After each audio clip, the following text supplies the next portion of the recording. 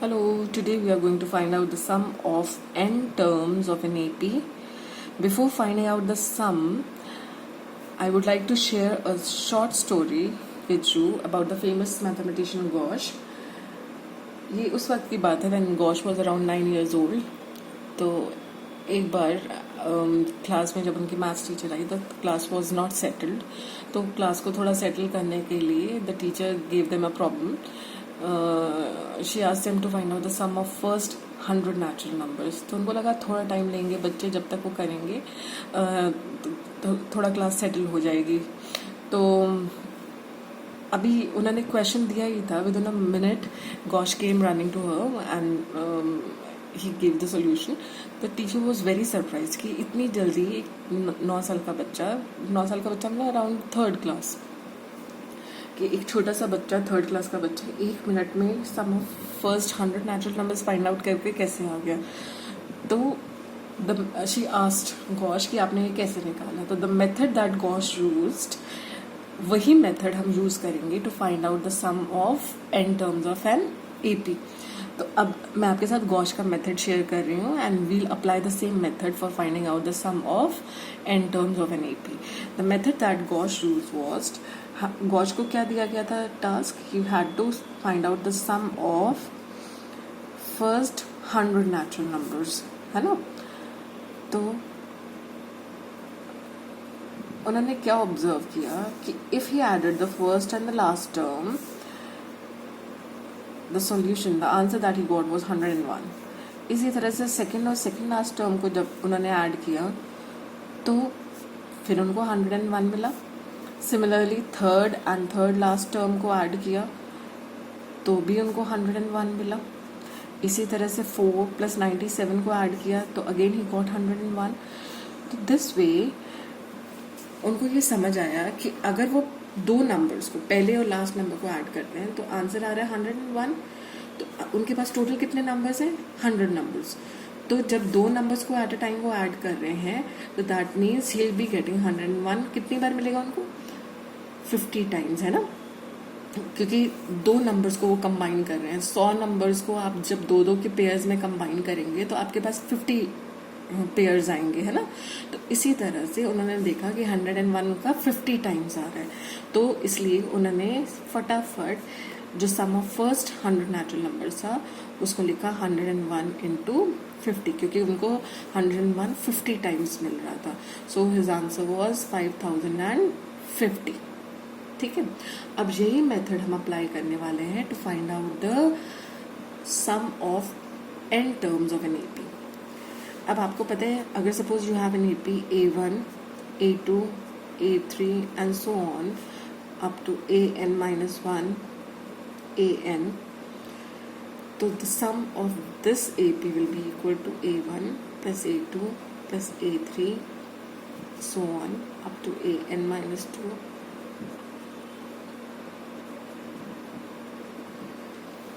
Now let us reverse the series. हम क्या करेंगे, हम इस सीरीज को रिवर्स कर देंगे. क्योंकि देखो यहाँ पर एक मेथड ये हो सकता है, लेकिन यहाँ पर क्या था, पेयर्स इवनली बन गए हमारे पास, है ना. क्योंकि देयर वर 100 टर्म्स तो हमारे पास 50 पेयर्स बन गए. लेकिन अगर suppose n is an odd number तो हमारे पेयर्स परफेक्ट नहीं बन पाएंगे. तो this another method that can be used which is almost the same version. जैसे आपने ये वाला मेथड था, आप इस मेथड को मैं एक बार दोबारा से आपको एक्सप्लेन करना चाहूँगी. Like you had 1 + 2 + 3 up to so on. अगर इसी सीरीज को हम रिवर्स कर दें तो हमारे पास नंबर्स आएंगे 100 + 99 + 98 + सो ऑन अप टू 1. तो if this is S100, this is also है S100, क्योंकि सेम नंबर्स को ही हमने आपने पढ़ा है ना कि एडिशन इज कम्यूटेटिव. तो हम अगर सीरीज को रिवर्स करके भी ऐड करते हैं again we will get the same sum. तो S100 + S100 will give you 2S100. you'll be getting the sum twice. This is equal to 1 + 100 is 101, 2 + 99 is 101. तो आप ऐसे 101 आपको कितनी बार मिल रहा है? 100 टाइम्स, है ना. क्योंकि हमने इस बार सीरीज को पेयरिंग नहीं करी है. हमने इस बार हम ऐसे ऐड कर रहे हैं, है ना, तो will be getting 100 terms. So this is equal to 100 times 101. So S100 will be equal to 100 into 101 upon 2, which is equal to 50 into 101, which is the same as this one. ठीक है. इसी तरह से हम क्या करेंगे, Sn को we'll write this as An plus An minus 1 plus An minus 2 and so on up to A3 plus A2 plus A1. ठीक है. अब let us add the corresponding terms of the series. तो Sn को Sn से add जब आप करेंगे तो you'll get 2Sn. This is equal to A1 plus An plus A2 plus An minus 1 plus A3 plus An minus 2 and so on up to An plus A1. ठीक है. Now आपने देखा कि 2Sn is equal to A1 plus An, A2 plus An minus 1. कुछ observe कर रहे हैं आप यहाँ पर. अगर हम इनके कोफिशिएंट, ये हमारे पास है A1 and An, this is 1 plus n plus 1 हो गया, है ना. 2 plus n minus 1 is again n plus 1 and so on. तो एक सेम यहाँ टर्म्स, नंबर ऑफ टर्म्स को भी जब हम ऐड करते हैं तो सम भी सेम आ रहा होता है हर वक्त. So this is equal to An plus A1. Now let us try and open this.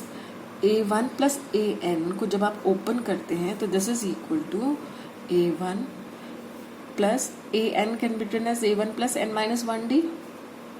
तो आपके पास आया 2A1 plus n minus 1 into d. ठीक है. इसी तरह से अगर हम सेकेंड पेयर को ऐड करते हैं, सेकेंड पेयर हमारा क्या है, A2 प्लस An माइनस 1. इसको जब हम ऐड करेंगे तो A2 की वैल्यू क्या है, A1 प्लस डी, और An माइनस 1 की वैल्यू क्या होगी, A1 प्लस, देखो जहाँ जो ये होता है टर्म n की वैल्यू जो यहाँ होती है d का कोफिशिएंट उससे कम होता है. तो यहाँ पर n माइनस 1 है तो यहाँ पर d का कोफिशिएंट n माइनस 2 होगा, है ना. So this is equal to A1 plus A1 will be 2A1 plus d plus n minus 2d. So this is equal to 2A1 plus d plus nd minus 2d.